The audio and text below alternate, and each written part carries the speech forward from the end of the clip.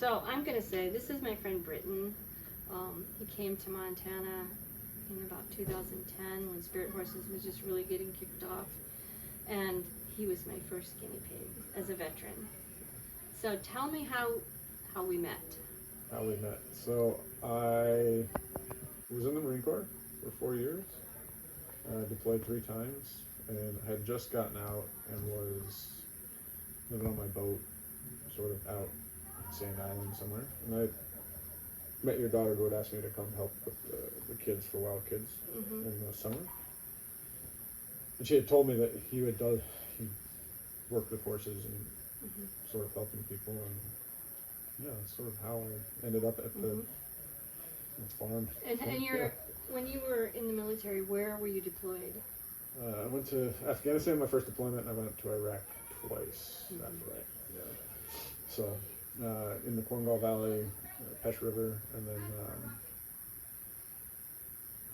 Haklania, Haditha sort of area, and then Fallujah in my last one. Yeah. So some hot spots. Yeah, there was some hot. So the first 2 were definitely hot. By the time my third deployment was, but it was different. It was different. It was a big shift in sort of tactics and everything. We had all moved on to big bases, so it was a little bit different. Yeah, for sure. But out of that experience, what happened to you personally? I mean, I shut down. Like, I don't think I realized it, but like, I mean, it's one of the things that brought me there in the first place into the Marine Corps. But like, it's pretty quiet, and like, just like remove myself from people. Like, I slowly just like receded from normal life. Yeah. No social life for you, huh? No, not really. I mean, like, I was lucky to have a boat. The boat sort of like sanctuary. Yeah, it sort of like kept me safe. Yeah. Yeah. I hear that a lot from my veterans, is that looking for safety, looking for peace. Yeah. You know, where you're not bothered by people and not bothered by anything. So. Yeah. So you came to Montana. Yeah. And you guys landed in Helena at about midnight. And what did we do? We went to the corral. Yeah, we did. And yeah, you introduced me to one of the horses, or 2 of them. 2 of them. 2 of them. Yeah, 2 of the horses. And just put me in the corral with them, and started talking me through sort of how horses think, how they sort of. How you're the predator. The prey, and how the eyes. Yeah. Yeah, and explaining like the eyes on the side of the head. I remember that, like, because they're not used. They don't look forward like predators do. They're always looking out. Exactly. For danger. Yeah. Yeah. And sort of, sitting there and feeling that. Just remember, like, at the very beginning, just like understand, like realizing the horse was responding to even like silent cues within me. And it was just like, it's kind of nice to be able to communicate silently with something. Yeah, for sure. They're taskmasters at body language. Yeah. And, you know, if you want to find out what's going on around you, just watch the horse. They'll tell you. For sure. Yeah. So, and then when we got done that night, we were probably in the corral for close to an hour. Yeah, probably. And then we went inside, and you wound up on the floor playing the game with the kids, the boys. Oh yeah. Jeez, yeah. And rolling It's around. late night. Yeah, rolling around. But you were on Hawaii time, rolling around laughing. And Christina said to me, "I've never heard Britton laugh out loud before." That's funny. Yeah. That was the first step. Yeah. Really, the first step for feeling some emotion and genuine. Yeah. That's Interacting with people like that. So then you guys took off and you were gone for 10 days to Glacier and the powwow and all, and you came back again, midnight. Yeah. And we went to the corral again. And this time, 1 horse. 1 horse, the Arabian, yeah. The Arabian. And the goal at that point was? I think the goal was to have the Arabian sort of like stay near me. Right. And you didn't get a rope or a halter or yeah, anything nothing like to that. work with them. Yeah, right. Yeah. So it was kind of like just petting them to go away, and also just like having, I don't know, just not controlling like myself in a way. It's sort of like learning to use your body language to communicate better than the first time. Right? Yeah. And at first, because she's an Arabian and she's like skeptical, she'd come and go. Yeah, she came and went a lot. Yeah, but it was nice. it was nice, the feeling like she stopped leaving. Yeah. Yeah, And she finally said, "He's safe. I can stay with him." Yeah. And like understanding too that like that Arabian had gone through its own Mhm. form of trauma. Yep. Like, Yep. like even if I don't know exactly what that was, there was a sense that like I sensed that back and forth between Yeah. us. And there she was like, an understanding. absolutely, you're right. She was traumatized. She Yeah. was a rescue horse that was given to me that had been neglected and abused.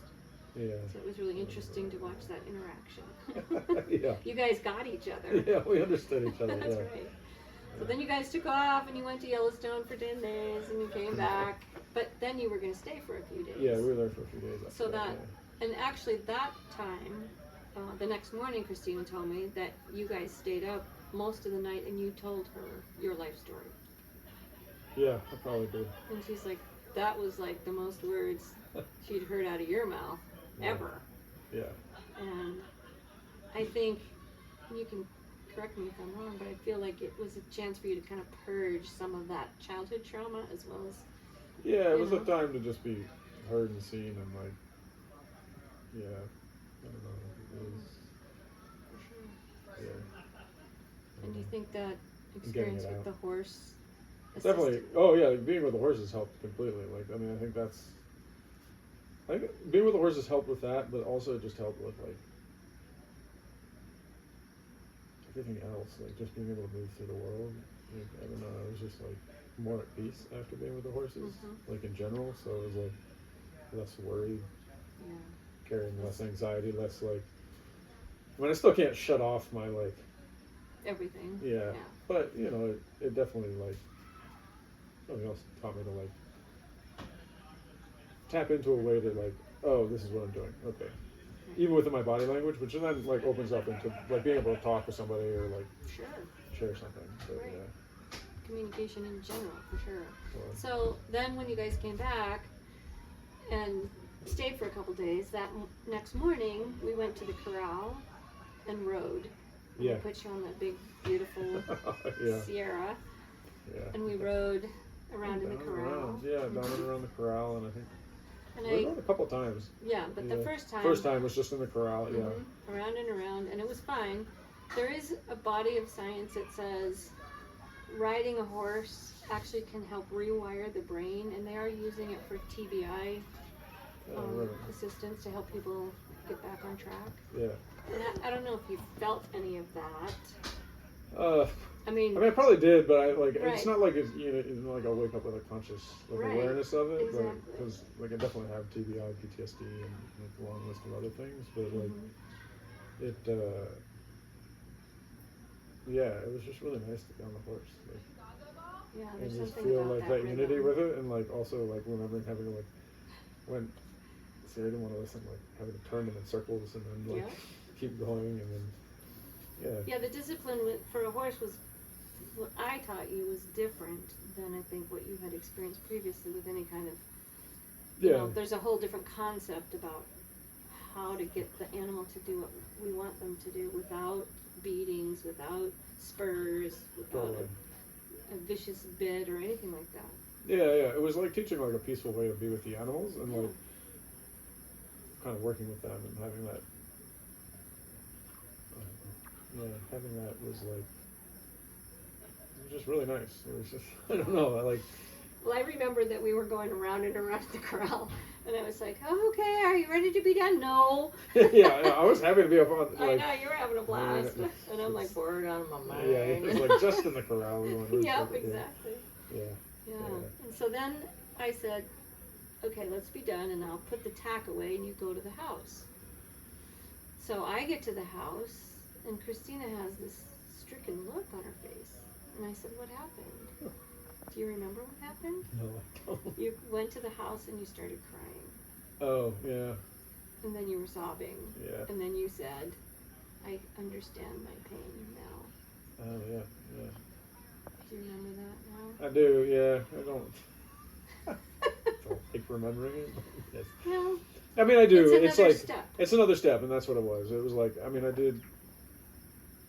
Yeah, like just being able to like feel the trauma, like because you know with trauma, like so much of it is just like shutting off, Mm-hmm. and like my childhood taught me to shut it off. Marine Corps taught me to shut it off. Mm-hmm. I forgot like half the things that happened, like,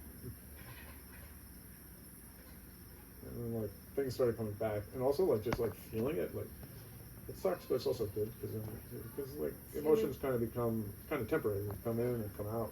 That's right. It's the only way to get rid of it. Yeah. Is to feel it. Feel it. Yeah. It's a hard thing to do, but if you have that horse supporting you, yeah, it's totally. pretty incredible. Yeah, it was really nice to know the horses were there and like to have that horse. I don't know, just be with me on the journey. You know, like a feeling that was pretty incredible. Yeah. So you told me just tonight one other thing that you felt was really powerful for you, and that was just the routine of feeding horses every day. Yeah, yeah. I mean, I love just like that ability to get out and like care for care for the animals was just like it's like a way to come back into. It sounds like a little funny, but like a loving space. You know, like showing care for an animal like through something as simple as feeding them was hugely helpful. Right. To show that like I actually can be caring. I'm not just this like shut down automaton that's always like aware of everything. You're not just a Marine. Yeah. Yeah. I know way too many of you Marines. Yeah, my brother's one too, so Oh, I know they're everywhere. yeah, they are.